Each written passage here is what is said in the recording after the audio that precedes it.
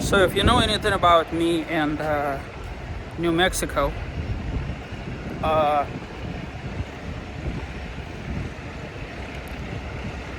anyways, uh, we have lots to talk about. I'll address it in a separate clip. I wanted to share just a little bit of a joy. I am at Marathon. I guess it's called Marathon. And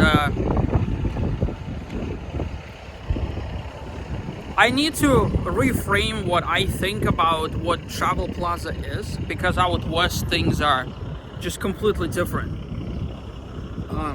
Look at this for a backdrop. How cool is that? Huh? Off in the background, there's all sorts of military planes flying. There's one that helicopter transforms into a plane. This one over here, I don't know if camera is picking this up, but like right behind me there, there's I guess they put out fires. So number one, it is cold as a mother trucker. It is like legitness blowing wind in ways that are really hard to describe. It's just like the relentless, not even gusting, it's just blowing. And the trees are so used to being blown in that direction that you don't even know that it's blowing wind until it changes direction. So hopefully the camera is picking this up like way open. I just left a town called starts with Espinada something. There's a second one that kind of sounds like Sicario, but not Sicario. Look at this for a backdrop. How cool is that? All that grayness on this side over here is nothing but horrible bad juju. So I've driven alongside of it for a very, very long time. And I got sprinkled on towards the end. All this funky stuff. Ooh. It's bone chilling cold. Like, legitimately cold. Uncomfortably cold. For a Florida man, to be subjected to this is anybody that knows me in personal life, that I'm very vocally outspoken about the cold. Being ethnically Russian, I don't tolerate the cold, although out of my entire family I seem to be able to handle it the most, but that doesn't mean that I actually enjoy it. So alright, I'm gonna climb up inside and talk about stuffs. Alright, now that we're inside and it's not cold as hell,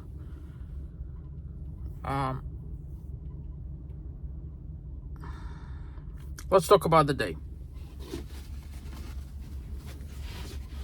Yeah.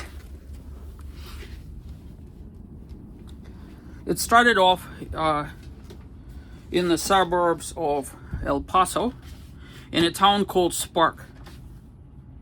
And then in the morning, I was still on the fence about where to go, what to do, how I'm gonna get there, what my options are. So as I'm watching YouTube videos and navigating things, I've had somewhat of a failure. This fridge over here is working, the outlet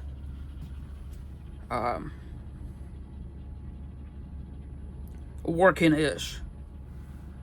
I have no idea what compels RV companies to do this level of garbage. In wiring the whole coach, doesn't matter if it's a travel trailer, doesn't matter if it's a motorhome, it's the same exact people at the same exact factories and all this stuff.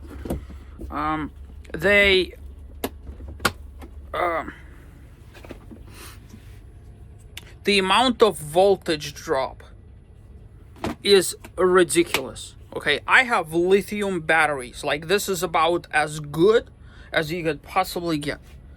Like, you can't get much better. Like, those puppies are cranking out major voltage. By the time it reaches here, and this was the same thing with the AGM batteries when I had them. This is the same thing with the lead acid batteries when I had them. By the time it reaches here in the bedroom, there's a dome light that goes in the storage bay, kind of like underneath the bed, sort of like there-ish in the back. So I tapped into that. Well,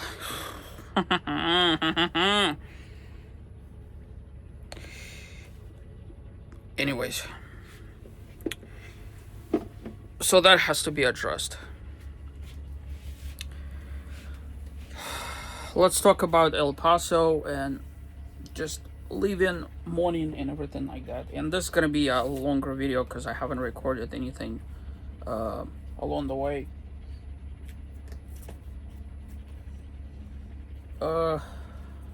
If I don't ever come back to that area, I'm gonna be fine.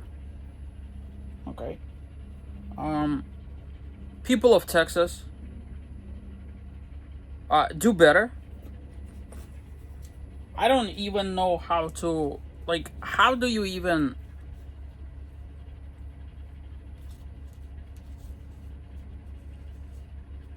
I really don't. I think it's embarrassing for the first world country to be what it is between the towns of Spark and El Paso. Seriously, do better, Texas. And I'm just gonna leave it open-ended like that. So if you manage to navigate the complete dumpster fire that is trying to get onto I-10 from the place where you've parked, you get to learn a whole bunch of things about a whole bunch of stuff. Things that, like, us people on the East Coast, you would never even, like... They have bridges with two-way traffic to get off the highway and to cross the interstate, right? But within bridges, they also have additional lanes of traffic separated by the fences. And so if you want to go to them, you need to cross like 3 or 4 lanes of high-speed traffic, because that's like a bypass to get back onto the interstate. What, the math ain't mathin' kind of thing. Okay, great. So I realized that there's no way in a million years that I could do something like that, right? I start filling up, $75 limit. I'm like, so at this point, I don't have a full tank as I'm driving, and that already puts me at like this weird crabby mood. So I have to do some stuff to get like there-ish to eventually find my way back into the interstate. And no sooner than I get on an interstate, it is, as you might imagine, with the morning traffic, everybody trying to get to work, busy as hell, yada yada yada, all these things. Great. My GoPro quits working. I have a whole bunch of GoPros for this very reason. So, but I can't do nothing to it, right? So I take my spare GoPro, which is mounted on my dash, and I keep it for just in case reasons. So at least that recorded my exit out of El Paso. And once you start going through El Paso, there's Mexico on that side. And whichever city that follows El Paso, it's not Ciudad Juarez, I think it's whichever one is like right there, Las Cruces or something like that. And you look at all of this and you're like, what? As you're just snaking your way, right? Snaking your way. Now, I've seen what it's supposed to look like. You know, I've apologized for camera shake. I'm doing multiple things at once.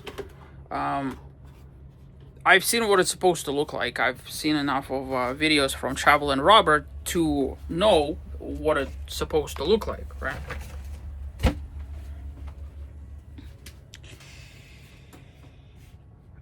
I get out, right? And I'm like, okay, I need to tend to the whole camera situation. Next thing you know, my brake on my Jeep once again is screaming. So I'm driving with no brake in the back. And you can't do nothing to it because, like, you're navigating interstate with people just, right? Like, you're. So I'm like, okay, I could get off the interstate. I just need to find me a place to do that.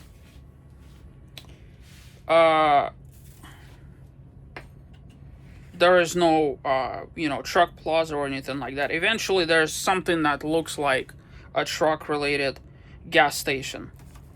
So I, navigate there. I fix this. I fix that. Change out the GoPros. As soon as I start driving, there's a sign. It says rest area. I'm like, and while I was mentally just like being like, oh, because like getting into where I got was a royal pain in the butt, and getting out for that matter. And while I was upset about the rest area sign, I was even more upset that Camping World was literally right there. Like, it was like I got onto the thing, and then I just had to. Had I known that Camping World is there, I would have absolutely stopped at Camping World to buy a backup camera and to fix the GoPro and to fix the brakes and all like in one. So I guess that was like a premonition for a lot of things going forward, right? So I then navigate on the highway. It takes me, and you just keep going and going. And once you leave the city, that's actually kind of beautiful. Like, it's just gorgeous, right? I'm not peeing. I engineered a solution by which I'm using the water filter thing to pour directly into my coffee pot. That way I could. There we go. See, there you go.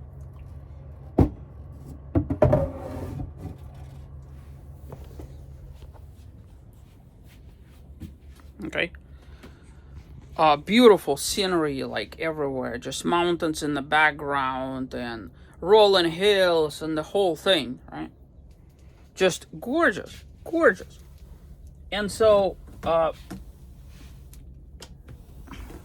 was like, okay, I'm gonna drive for 2 hours, and I'm gonna find a place to park and rest. Tell me that didn't happen without telling me that didn't happen.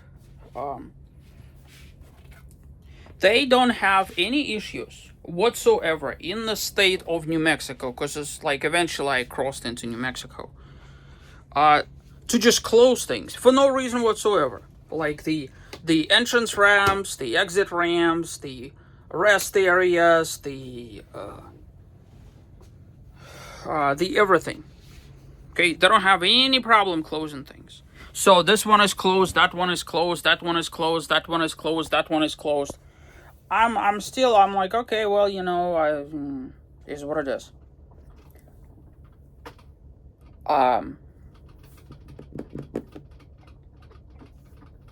Brewing coffee in the background. So I figured eventually I'm gonna get to where I need. So in my GPS thing, I punch in rest area. There ain't no rest area, despite being on Google Maps. Okay, truck stop. 40 miles. I'm like, so I'm like, okay, let me just make sure that there's no like something in between, right? So rest area, boom. It's like 38 miles. I'm like, oh, well, they're right next to each other. So I'm just going to go right to the truck stop, because I also need to fill up fuel, this and that and the third. I get off the highway. And this is one of those, and this is where, New Mexico does me dirty yet again. There is no truck stop, obviously. There's some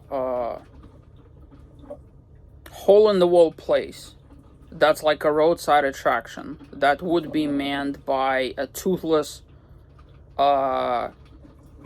possum holding hillbilly with all sorts of fancy things outside kind of thing, right? And the gas station doesn't really work. There's only one type of gas. And it says that, you need to go inside. I'm like, ain't gonna happen. So at this point, I am really upset because I can't turn back to the rest area, right? So I Google Maps it, right? And there's a rest area on the southbound side, but there's no crossover to get back into the north. So here I am, driving yet another 40 miles.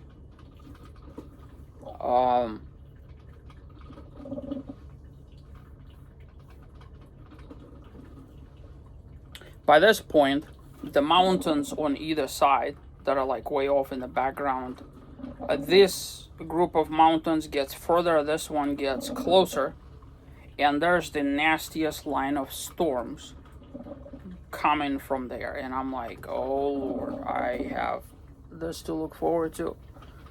I get to, I think it's called Escalonza or something, with like another town here, starts with S. I managed to get to this marathon, I think it is, fuel stop, and lo and behold, it's actually a truck plaza that's not listed as a truck. Like, I just need to get into a habit of spending some time just kind of like scoping out things in that respect going forward.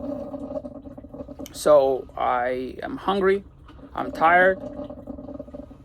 As soon as I start getting here, temperature drops drastically.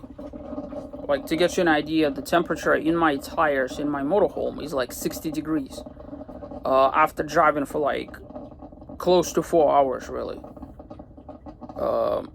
This is really low, right? So I get out, turn the GoPro off, this and that, and it is cold. Oh my gosh. Right there, like right there, there's a nasty storm that dares not to cross over the mountain line. So it's like everything there is nasty. And then everything there, and there. So, north of Albuquerque, there's allegedly snow on my way to Farmington.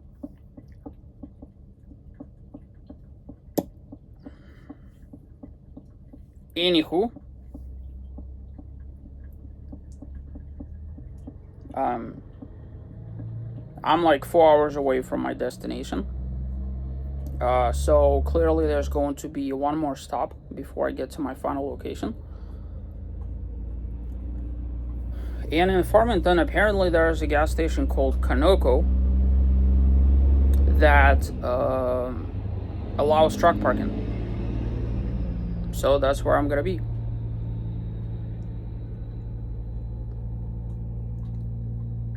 That's kind of the long-winded version of today. The drive here was beautiful, like really pretty,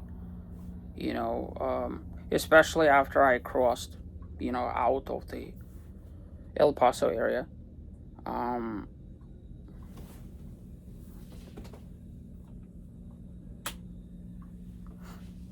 Turning off my inverter.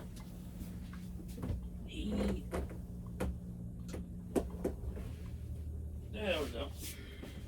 Alright. So, I've rested some. I ate. Stocked up on energy and everything like that. Now, my next stop is going to be 2 hours away, probably in Albuquerque area. I know there's an airport right before, and I think there's something else over there too. I'll figure it out. Worst case scenario, around San Bernardino, or whatever it's called, there's like a Walmart in there or something. That's before you get to Highway 550. So,